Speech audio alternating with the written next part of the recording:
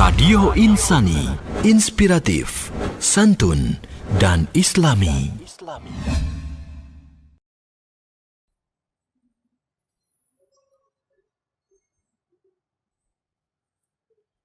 Bismillahirrahmanirrahim. Assalamualaikum warahmatullahi wabarakatuh.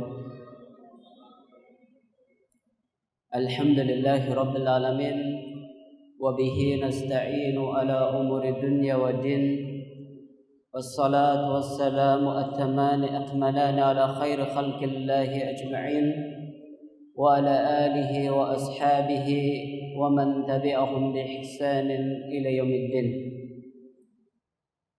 Allahumma la ilma lana illa ma 'allamtana. Allahumma 'allimna bima yanfa'una wa tub 'alaina innaka antat tawwabur rahim. Amma ba'd. Ayyuhal ahibbah, hadirun wa hadirat, rahimanallahu wa iyyakum jami'an. Alhamdulillah, itulah kata yang pantas kita panjatkan kehadirat Allah tabaraka wa taala. Pada kesempatan sore yang berbahagia ini, Allah Subhanahu wa taala masih memberikan limpahan nikmat yang begitu banyak kepada kita, sehingga kita bisa melangkahkan kaki menuju salah satu rumah di antara rumah-rumah Allah Subhanahu wa taala dalam rangka menghadiri salah satu taman di antara taman-taman surga, yang kita berharap semoga Allah Subhanahu wa taala berkenan memberikan ilmu yang bermanfaat kepada kita semuanya, sehingga bisa kita jadikan sebagai bekal di dalam kita beribadah kepada Allah Jalla wa'ala. Amin ya rabbal alamin. Salawat serta salam semoga senantiasa tercurahkan, terlimpahkan kepada suri tauladan kita Nabi Agung Muhammad sallallahu alaihi wasallam, kepada keluarga beliau, kepada para sahabatnya, serta kepada umatnya yang tetap setia di atas ajarannya hingga hari akhir nanti. Para hadirin kaum muslimin wal muslimat rahimanu rahimakumullah. Tema kajian sore hari ini adalah berkaitan tentang masalah fikih prioritas. Yang sebetulnya fikih prioritas ini kita ambilkan dari sebuah pepatah Jawa, yang mana kita mengetahui di dalam sejarah itu menjelaskan kepada kita bahwa budaya Jawa itu adalah budaya yang kaya dengan literatur pepatah yang sangat syarat dengan pitutur luhur dan juga pesan moral yang tinggi. Kita mengetahui banyak pepatah Jawa yang di sana memiliki pesan moral dan juga mengandung pitutur serta wejangan yang begitu tinggi. Salah satu contohnya misalkan ada pepatah Jawa yang mengatakan ana dina ana apa? Ana dina ana upa. Apa artinya? Artinya apa? Jenengan orang Jawa bukan? Ya, ana dina ana upah. Artinya bahwa Allah SWT setiap hari itu memberi rezeki kepada kita. Tidaklah ada hari kecuali di sana ada rezeki dari Allah SWT. Contoh yang lain misalkan kita mengenal ada pepatah witing tresno jalaran saka kulino. Kalau yang ini hafal. Ya, apa artinya? Cinta itu tumbuh karena apa? Sudah biasa. Ya, maka kalau dalam pepatah Melayu ada tak kenal maka tak sayang. Kemudian kita kenal juga ada pepatah yang mengatakan rukun agawe santosa cerah agawe bubrah. Apa artinya? Ini murojaah dulu nih. Ya. Rukun agawe santosa artinya apa? Kalau kita hidup rukun, maka akan menjadikan hidup kita itu bahagia. Sebaliknya, cerah agawe bubrah. Kalau kita suka berselisih, maka akan mengantarkan kepada perselisihan atau kerusakan, ya. Dan juga banyak pepatah-pepatah lain yang di sana sangat syarat dengan pitutur luhur. Di sini tentunya kita sebagai generasi yang sedang memegang estafet peradaban memiliki tugas penting. Apa tugasnya? Yaitu setidaknya berusaha untuk melestarikannya. Supaya apa? Supaya tidak tergerus oleh budaya asing. Sering saya sampaikan dalam pengajian saya bahwa kita itu adalah orang Melayu. Akan tapi sekarang budaya kita bukan budaya Melayu. Betul-betul budaya kita wis Melayu. Ya, kita bisa lihat bagaimana orang-orang yang hidup pada zaman sekarang. Ya, ada orang yang tidak kita kenal dan seterusnya. Dari sekian banyak orang ini, siapa wahai Rasul, orang yang paling pertama harus saya prioritaskan diperlakukan dengan baik? Itu kira-kira isi pertanyaannya. Maka apa jawaban Nabi Shallallahu Alaihi Wasallam? Beliau mengatakan, qala ummuk. Yang harus engkau prioritaskan untuk dipergauli dengan cara yang baik adalah ibumu. Siapa? Ibumu. Berarti ini menunjukkan kepada kita bahwa tatkala kita ingin memperlakukan orang dengan cara yang baik, maka yang pertama kali harus kita perlakukan dengan baik adalah ibu kita. Ya, orang tua kita. Lalu ketika ditanya lagi, tsumma qala man ya Rasulullah? Qala ummuk. Ketika ditanya lagi, wahai Rasul, setelah itu siapa? Setelah ibuku siapa orang yang patut saya perlakukan dengan cara yang baik? Jadi contohnya misalkan saya ingin sedekah atau saya ingin sedikit mensedekahkan dari rezeki yang saya miliki, uang yang saya miliki. Siapa orang pertama yang harus saya prioritaskan? Maka yang pertama adalah ibu kita. Ya, baru nanti siapa? Ketika ditanya siapa wahai Rasul, setelah itu beliau mengatakan ibumu. Berarti 2 kali disebut. Lalu ditanya lagi, tsumma qala man ya Rasulullah? Qala ummuk. Lalu siapa wahai Rasul? Beliau mengatakan ibumu. Berarti ibu kita mendapatkan berapa tempat? 3 tempat. Ya, para ulama menjelaskan dikarenakan apa? Bagaimana kepayahan yang dimiliki oleh ibu kita, mulai dari mengandung, kemudian melahirkan, kemudian merawat kita. Yang ini tidak bisa dilakukan oleh ayah kita. Sehingga bakti dari seorang anak kepada ibu itu 3 kali lipat, 3 kali lebih banyak daripada bakti kita kepada ayah. Ketika ditanya yang keempat kalinya, lalu siapa wahai Rasul? Baru beliau mengatakan tsumma abuk. Baru setelah itu ayahmu. Ya, baru setelah itu ayahmu. Ini sebagai dalil dari masalah yang akan kita kaji. Adanya fikih prioritas yang harus diketahui oleh seorang muslim. Ya. Dan hadis ini walaupun konteksnya dalam masalah berbakti kepada orang tua, pergaulan kita kepada manusia, akan tapi dibawa kepada seluruh masalah yang ada dalam ajaran agama Islam. Baik dalam masalah salat, baik dalam masalah sedekah, baik dalam masalah yang melakukan kewajiban-kewajiban yang lain. Yang insyaallah kita harapkan ketika kita mempelajari hal ini, nanti kita bisa lebih cerdas memilah dan memilih mana ibadah yang harus kita prioritaskan. Dalil yang lain adalah kisah yang dinukil oleh Imam Bukhari dan Imam Muslim serta yang lainnya, yaitu kisahnya tatkala Nabi kita sallallahu alaihi wasallam mengutus Mu'adz bin Jabal ke penduduk Yaman sebagai duta dakwah. Ya, sebagai duta dakwah ke penduduk Yaman.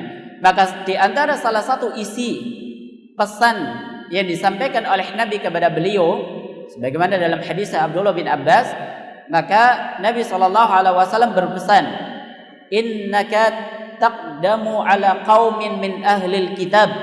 Sesungguhnya engkau wahai Mu'adz akan mendatangi kalangan suatu kaum dari kalangan ahli kitab. Berarti ini sebagai apa? Muqaddimah. yang harus diketahui oleh seorang dai apabila ingin terjun di sebuah lingkungan atau masyarakat, mengetahui kondisi mad'unya. Ya, ini yang diajarkan oleh Nabi. Kemudian Nabi SAW menjelaskan mana yang harus diprioritaskan. Yang namanya orang mendakwai orang itu kan banyak. Apakah harus pertama diajarkan baca Quran, baca Iqra-nya, atau diajari salat, atau diajari wudu, atau diajari apa wahai Nabi? Maka Nabi SAW mengatakan, "Falyakun awwala ma tad'uhum ilaihi ayyuwahhidullah." Maka hendaknya yang pertama kali engkau serukan kepada mereka adalah mengajak mereka untuk mentauhidkan Allah. Apa? Yang pertama kali? Ajak mereka untuk mentauhidkan Allah, mengenal Allah Subhanahu wa taala, mengesahkan Allah Subhanahu wa taala. Baru setelah itu, fa idza arafu dzalika fa akhbirhum annallaha qad iftarada alaihim khamsa salawatin fi yaumihim wa lailatihim. Lalu kalau mereka sudah memahami tentang konsep ketuhanan, baru setelah itu ajarkan kepada mereka tentang tata cara sholat. Bahwa Allah SWT memerintahkan kepada mereka sholat 5 waktu sehari semalam 5 kali. Ini menunjukkan kepada kita sekali lagi bahwa ada fikih prioritas. Ada perkara yang harus mendapatkan skala prioritas yang harus kita lakukan dalam permasalahan-permasalahan yang terkadang bertumpuk di hadapan kita. Kita dihadapkan berbagai macam permasalahan, dan tentunya di sana harus kita pilih mana yang harus kita kerjakan terlebih dahulu.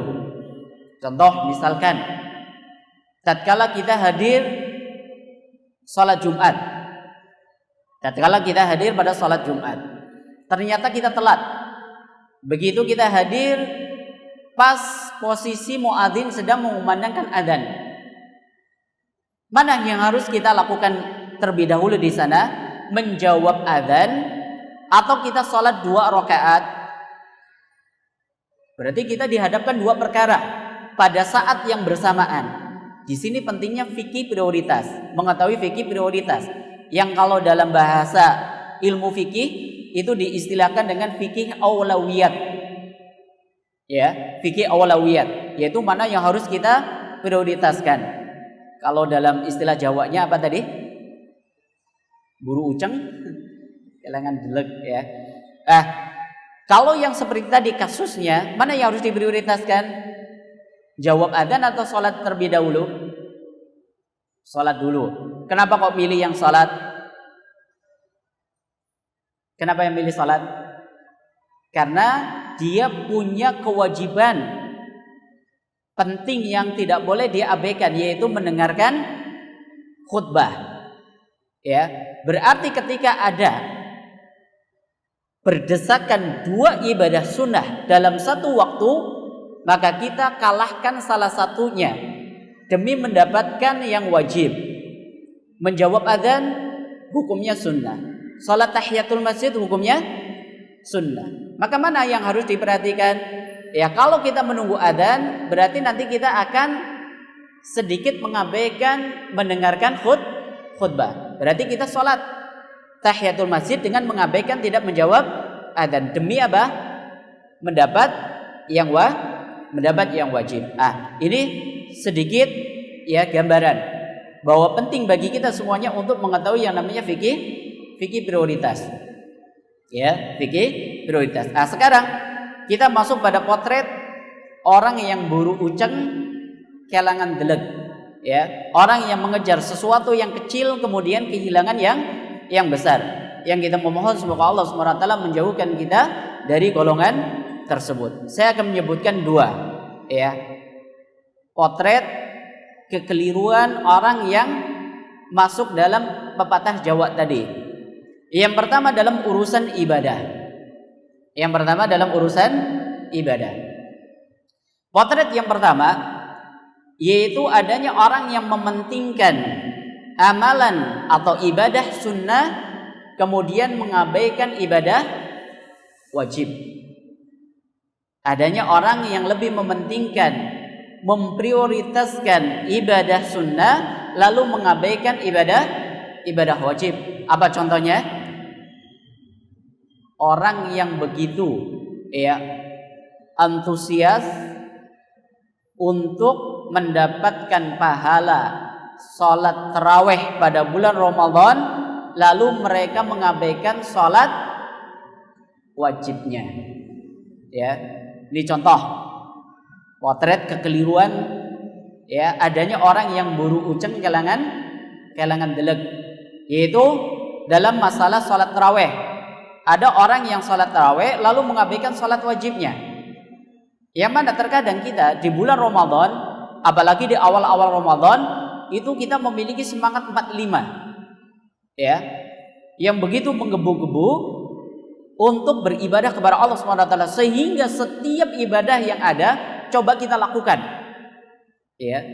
Makanya orang yang beribadah pada awal bulan Ramadan itu akan bisa terlihat tatkala dia tidak terbiasa dengan orang yang sudah terbiasa. Ibaratnya kita di awal bulan Ramadan itu akan mengawali olahraga. Yang namanya olahraga itu kan butuh yang namanya pemanasan. Orang kalau misalkan ingin olahraga angkat barbel, dia nggak melakukan pemanasan, belum angkat barbel atau baru angkat barbel dia sudah kecetit. Berarti pemanasan penting. Demikian pula ketika kita beribadah pada bulan Ramadan itu juga harus ada pemanasan. Artinya kita jangan seperti sebagian orang yang ketika awal Ramadan itu memiliki semangatnya luar biasa, akan tetapi masuk pada hari kelima, hari keenam sudah mulai kendor semangatnya. Karena ya seperti tadi, ibarat dia olahraga di awalnya itu digenjot, nggak melakukan pemanasan, sehingga hari kelima, hari keenam wis serepete kumat. Akhirnya yang tadinya awal Ramadan di soft pertama, hari kedua di soft yang pertama pula, hari ketiga mulai mundur. Akhirnya hari kelima wis ora keton. Sudah nggak kelihatan. Ini menunjukkan harus diatur. Sisi semangat yang kita miliki itu diatur. Harus bisa istiqomah. Makanya Nabi SAW menjelaskan kepada kita bahwa amalan yang berkualitas itu bukan dilihat dari banyaknya, kuantitasnya, akan tapi dilihat dari mutunya. Kalau ada orang melakukan ibadah walaupun sedikit, kalau mampu dikerjakan secara rutin itu lebih baik. Kalau bisa istiqomah itu lebih baik. Jadi misalkan jenengan Ramadan ini bisa membaca setiap harinya misalkan setengah juz. Kalau itu dilakukan secara rutin itu lebih baik daripada di awal bulan Ramadan jenengan target 5 juz, kemudian setelah itu bengor. Akhirnya ngesuk wis orang deres maning. Besoknya lagi nggak baca Quran lagi. Nah, ini berarti ibadahnya demenyar. Ibadah demenyar itu kata sunde. Ibadah demenyar itu kalau masjidnya anyar rajin wong masjid, rukune anyar rajin sholat, Qur'ane anyar rajin maca Quran, giliran wis lawas bebeh. Ini namanya ibadah demenyar. Nah, kita melihat kalau bulan Ramadan ini ada orang-orang yang begitu antusias, memiliki semangat 45 untuk mengejar ibadah sholat tarawih. Akan tapi coba kita lihat, akankah sama masjid-masjid kaum muslimin di awal Ramadan malam harinya dengan pada saat sholat duhur? Sama atau enggak? Ramainya sama atau enggak? Enggak. Kalau pas malam 1 Ramadan itu penuh masjid. Akan tapi sholat duhur, sholat subuh baik. Sholat subuhnya itu jomblang atau enggak? Sudah mulai jomblang, Padahal kita mengetahui bahwa orang yang sedang berpuasa itu seharusnya memprioritaskan amalan-amalan wajib. Orang yang sedang berpuasa itu seharusnya memprioritaskan amalan-amalan yang wajib. Mengapa? Karena amalan yang wajib adalah amalan yang paling dicintai oleh Allah Subhanahu wa taala. Sebagaimana disebutkan dalam sebuah hadis yang diriwayatkan oleh Imam Bukhari dari sahabat Abu Hurairah dalam hadis qudsi, di mana Allah Subhanahu wa taala berfirman, "Wa ma taqarraba ilayya 'abdi bi syai'in ahabba ilayya mimma aftaradtu ilaihi." Kata Allah SWT, tidaklah ada seseorang yang mendekatkan diri kepadaku dengan suatu amalan yang lebih aku cintai, kata Allah, daripada amalan-amalan yang aku wajibkan. Berarti ini menunjukkan bahwa ketika kita melakukan amalan yang wajib, maka kita sedang melakukan sebuah amalan yang paling dicintai oleh Allah Subhanahu wa taala. Ya, dan di antara aktivitas yang paling wajib dilaksanakan pada bulan Ramadan adalah sholat 5 waktu. Kemudian sholat 5 waktu tersebut dikerjakan secara berjamaah bagi kaum pria. Ya, sebagaimana disebutkan dalam banyak hadis tentang anjuran dan perintah kita mengerjakan sholat secara berjamaah. Jadi kita jadikan ya momen Ramadan ini sebagai salah satu ya pijakan kita untuk melangkah lebih baik, ya, menjadikan kita menjadi sosok yang lebih berkualitas sebagaimana yang diinginkan oleh Allah tatkala mensyariatkan adanya kewajiban ibadah puasa, yaitu apa? La'allakum tattaqun. Artinya Allah memerintahkan adanya kewajiban ibadah puasa agar kita menjadi orang yang lebih berkualitas. Setelah 1 bulan kita mengekang hawa nafsu kita, maka setidaknya kita diharapkan menjadi orang yang berkualitas. Ya, dari segi ibadahnya, dari segi akhlaknya, dari segi perilakunya dan seterusnya. Itu yang diinginkan oleh Allah Subhanahu wa taala. Sehingga ya, tatkala kita mengetahui bahwa yang harus diutamakan, diprioritaskan bagi kita itu adalah mengerjakan amalan yang wajib. Ya, tanpa kita mengenyampingkan amalan-amalan ibadah sunnahnya, ya, di mana Nabi SAW menjelaskan dalam sebuah hadis tentang keutamaan orang yang senantiasa mengerjakan salat 5 waktunya secara berjamaah, lalu menjumpai mendapatkan takbiratul ihramnya imam. Dalam sebuah hadis yang diriwayatkan oleh Imam Tirmidzi dan nilai hasan oleh Syalbani, Nabi kita SAW mengatakan, "Man shalla 40 yawman fi jama'atin." Barang siapa ada orang yang salat karena Allah selama 40 hari bersama jamaah, yudriku takbiratul ula, dan dia senantiasa mendapatkan takbiratul ihramnya imam. Artinya dia apa? Gak ketinggalan. Ya, karena ada orang yang betul kalau salat selalu jamaah, akan tetapi karena dia punya masalah sama imamnya, oke, imamnya ngimami kedawan ge, akhirnya telat datangnya, suka telat datangnya, ya, maka ini nggak masuk dalam konteks hadis ini. Ada syaratnya. Barang siapa yang salat selama 40 hari secara berjamaah karena Allah, lalu mendapatkan takbiratul ihramnya imam, apa ganjarannya? Kutibat lahu bara'atan. Maka kata Nabi SAW akan dituliskan baginya 2 jaminan surat kebebasan. Dia akan mendapatkan 2 jaminan surat kebebasan.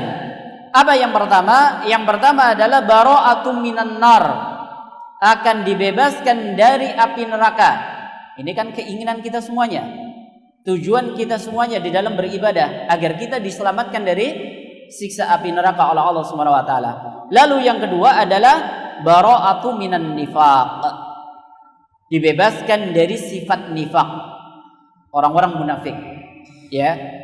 Sehingga sekali lagi, ya, dalam masalah ini tanpa kita meremehkan ibadah salat sunnah tarawih, maka mari kita perhatikan amalan-amalan yang wajib, yaitu dalam hal ini adalah salat 5 waktu.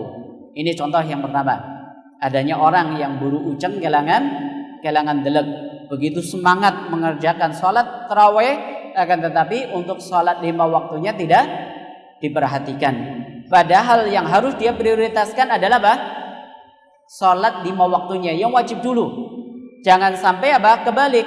Sholat 5 waktunya bolong-bolong, sholat tarawihnya full. Nah, ini kalau yang seperti ini betul-betul ini ya, buru uceng kelangan delek ya. Kelewat banyak itu yang namanya apa? Pahala yang ada di hadapannya. Contoh yang kedua.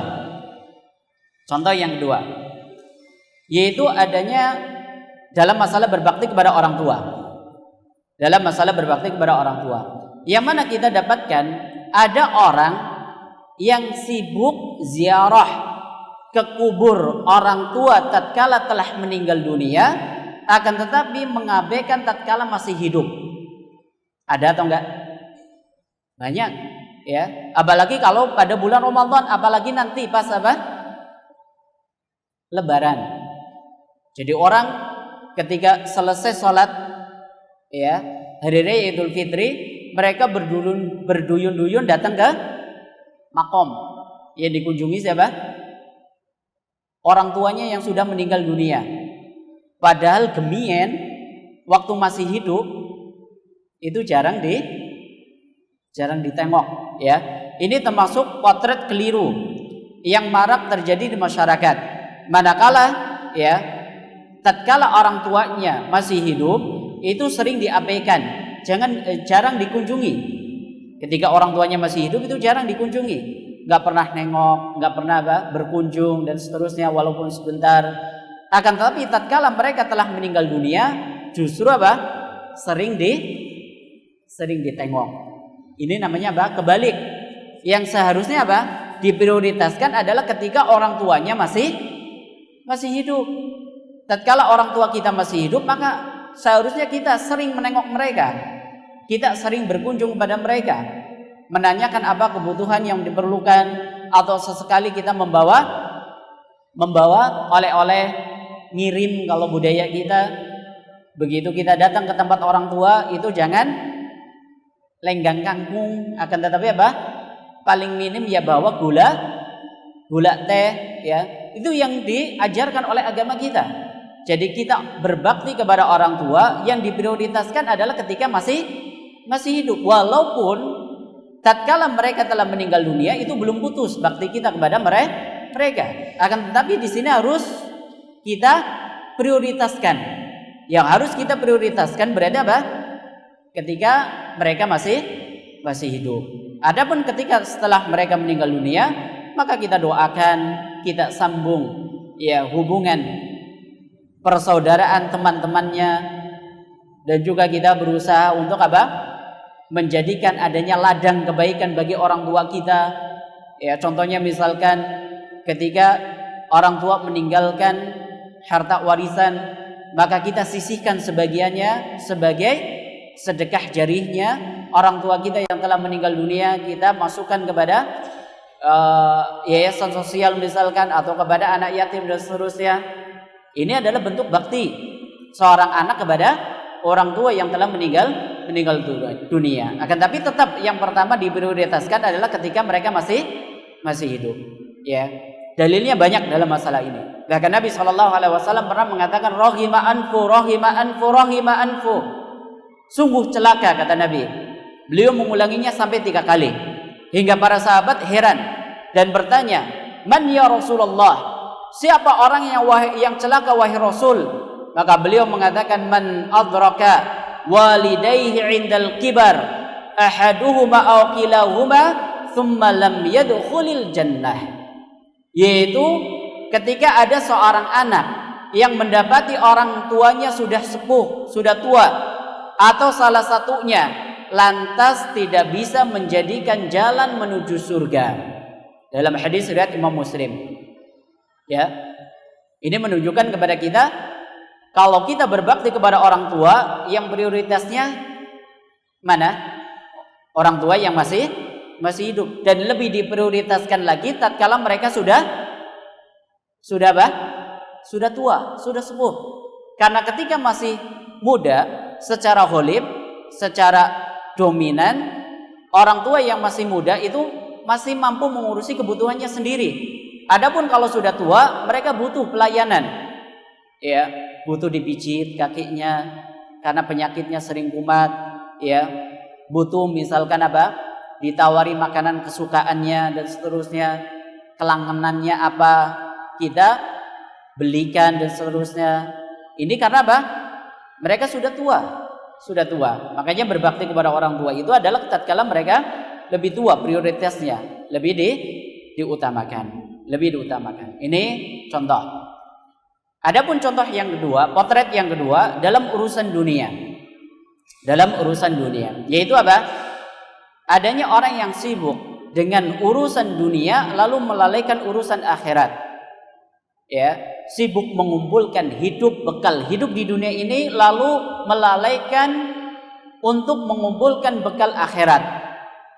Ya, ini juga termasuk bagian dari mindset yang keliru, pola pikir yang perlu kita rubah. Ya, karena hakikat dunia ini adalah dijadikan sebagai ladang untuk beramal, bukan sebagai tujuan inti. Makanya keliru ketika ada orang yang senantiasa menjadikan tolak ukurnya adalah dunia. Pokoknya dunia seterusnya. Lalu mengabaikan urusan akhirat. Ini juga bisa masuk dalam kategori buru uceng kelangan delek. Memburu sesuatu yang ringan, sesuatu yang kecil lalu melalaikan urusan yang besar. Karena kita tahu bahwa kita hidup di dunia ini ditugaskan untuk mencari bekal untuk kehidupan abadi. Makanya Nabi SAW menyinggung masalah ini dalam sebuah hadis. Dalam hadisnya beliau mengatakan yudba'ul mayyit thalatha. Yang mengiringi jenazah itu 3 perkara. Ya. Fayarji'u ithnani wa yabqa wahid. Yang 2 pulang, yang 1 akan menemani. Apa itu? Yadba'uhu ahluhu wa maluhu wa amaluhu. Fayarji'u ahluhu wa maluhu wa yabqa amaluhu. Yang akan mengiringi jenazah mayit itu keluarga, harta dan juga amalnya. Yang 2 pulang, yaitu istrinya yang baru dinikahin, motore sing nembe lunas, melu dikubur dibawa pulang. Mobilnya yang senantiasa dielus-elus itu juga pulang. Gak mungkin nongkrong di atas kuburannya. Lalu apa yang akan menemani kita? Amal yang kita lakukan di dunia ini. Kalau baik, alhamdulillah, falyahmidillah. Ya, kita memuji kepada Allah. Kalau amalannya buruk, berarti nggak ada celaan kecuali kepada diri kita. Makanya dalam sebuah hadis qudsi Allah SWT mengatakan, ya, faman wajada khairan falyahmadillah wa man wajada ghaira dzalik fala yalumanna illa nafsah. Kalau kita mendapati kebaikan kelak di akhirat, maka kita memuji kepada Allah. Karena kita diberi hidayah, diberi taufik oleh Allah SWT untuk melakukan kebaikan. Kalau kita menjumpai ternyata amalan kita seluruhnya buruk, maka jangan mencela kecuali diri kita. Ya, salahi dewek. Diajak ngaji nggak mau, diajak sholat nggak mau, itu kan kesalahan kita. Oleh karena itu sekali lagi jangan sampai kita kebalik pola pikirnya. Kita prioritaskan urusan akhirat tanpa mengenyampingkan urusan dunia. Karena kita berbicara masalah ini bukan berarti kita wis sepenting ibadah, urusan dunia kan wis anak jatahe. Enggak. Tetap kalau kita ibadah harus berkualitas, kalau kita bekerja harus profesional. Itu yang diajarkan oleh agama kita.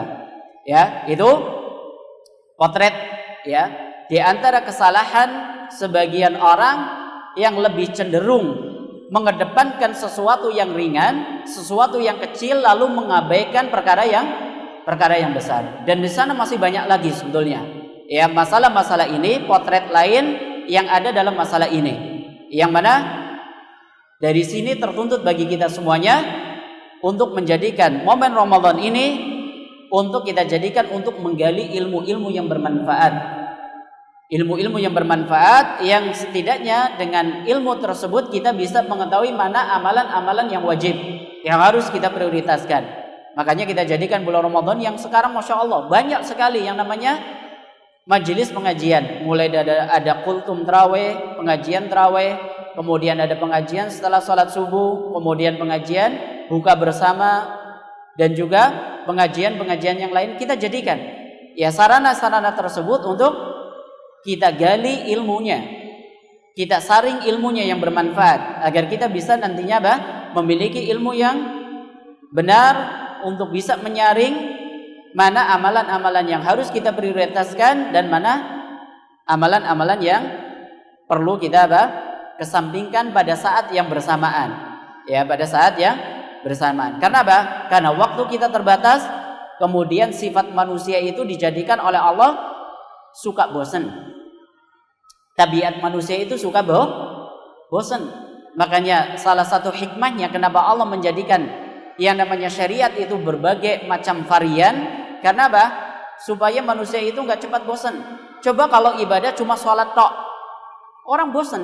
Makanya ada sholat, ada zakat, ada puasa, ada haji, dan ada syariat-syariat yang lain supaya orang itu nggak terasa jenuh, ya tidak terasa jenuh. Sehingga ya mumpung semangat kita masih tinggi, maka mari kita jadikan momen Ramadan ini sebagai salah satu sarana untuk bisa mendapatkan ilmu yang bermanfaat sehingga nantinya kita bisa memiliki bekal untuk bisa menyaring mana amal-amalan yang harus kita dahulukan dan mana yang ya tidak harus kita dahulukan. Wallahu taala alam bishawab. Itu yang bisa kita sampaikan. Terima kasih atas segala perhatiannya dan mohon maaf atas segala kekurangannya. Kita masih memiliki 2 atau 3 menit untuk tanya jawab. Silakan kalau ada yang perlu ditanyakan kami persilahkan. Atau perlu ditulis nggak apa-apa. Kalau enggak langsung nggak apa-apa. 5 menit. Ada 5 menit insyaallah. Waalaikumsalam.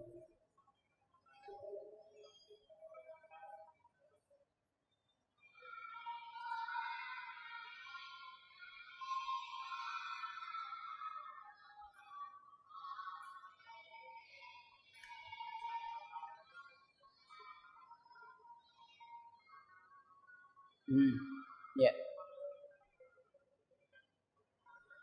Anaknya. Iya. Tadi saya sebutkan di salah satu contoh kita berbakti kepada orang tua adalah sering menengok. Kemudian kalau nengok ya jangan lenggang kangkung, akan tetapi apa? Ya, bawa nyangking, ya, bawa oleh-oleh dan seterusnya. Akan tapi ini kebalik, orang tuanya ternyata mampu sehingga orang tuanya justru yang sering mengunjungi kita, mengunjungi cucunya, lalu membawa oleh-oleh. Lalu ini seperti bagaimana hukumnya? Tetap sebagai seorang anak memiliki kewajiban berbakti kepada orang tua. Ya, yang namanya hadiah kepada orang lain tentu itu memiliki nilai yang berbeda. Makanya Nabi SAW mengatakan tahadu tahabbu. Ya, salinglah kalian memberikan hadiah akan menimbulkan rasa cinta. Jadi misalkan atau taruhlah orang tua itu sudah dalam kondisi mapan, ya, memiliki kecukupan, akan tapi kalau kita kasih hadiah tetap ada nilai tersendiri, ada nilai. Misalkan kita tahu orang tua itu punya kelangenan kesukaan tahu bacem, tetap kalau kita bawakan itu ada rasa apa? Rasa senang. Lah, dia anakku, ya, sing bakti kayak gitu kan ya. Jadi tetap walaupun orang tua sering ngasih kepada kita dan seterusnya, tetap seorang anak itu dianjurkan, diperintahkan untuk berbakti kepada orang tua sesuai dengan kadar kemampuannya. Jadi ini hanya sekedar sebagai contoh saja, ya, sebagai contoh. Jadi banyak sekali potret berbakti kepada orang tua seperti tadi saya contohkan atau dalam contoh-contoh yang lainnya. Olah. Sudah? Karena sudah waktunya habis. Kita cukupkan sampai di sini. Mudah-mudahan bisa memberikan manfaat bagi kita semuanya. Ya, ini sebagai pembuka bagi kita semuanya. Ternyata kita sebagai seorang muslim itu harus mengetahui adanya fikih prioritas, fikih aulawiyat yang harus kita utamakan, yang harus kita dahulukan supaya kita tidak merugi. Karena waktu kita terbatas, umur kita terbatas. Kita dahulukan amalan-amalan yang memiliki skala prioritas, lalu baru merambah pada amalan yang lain. Semoga bermanfaat. Itu yang bisa kita sampaikan. Kita akhiri, subhanakallahumma bihamdika asyhadu an la ilaha illa anta astaghfiruka wa atubu ilaik. Wabillahi taufiq wal hidayah. Assalamualaikum warahmatullahi wabarakatuh.